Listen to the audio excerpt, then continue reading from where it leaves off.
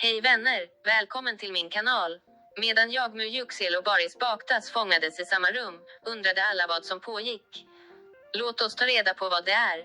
Synen av Yağmur Yüksel och bAktaş, som kom tillsammans med sina vänner, i samma rum väckte allas uppmärksamhet. Folk undrade om det fanns mer än vänskap mellan de två. Alla började viska. Regn och frid låg mot varandra. De var tydligt nöjda med varandras närvaro. De skapade en glad atmosfär genom att skämta med sina vänner. Det var tydligt för alla att de hade ett underbart band. Det var inget annat än skratt och goda vibbar. Han fylldes snabbt av glädje när gruppen fortsatte sitt firande.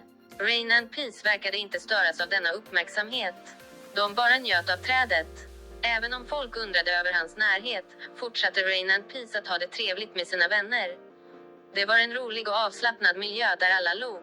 Tack för att du tittade på min video. Hej då, vi ses i nya videor.